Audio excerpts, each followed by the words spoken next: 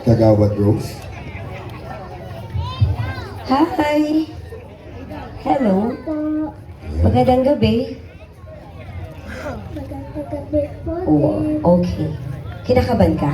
Hindi po. Okay ka lang? Ako. Alright, sige. Paglaki mo, naisip mo na ba kung may pangarap kang puntahan na lugar? Opo. Saan? Sa school po. Sa school lang? Gusto mo bang pumunta sa ibang lugar like Disneyland? Sa ibang country? Gusto mo?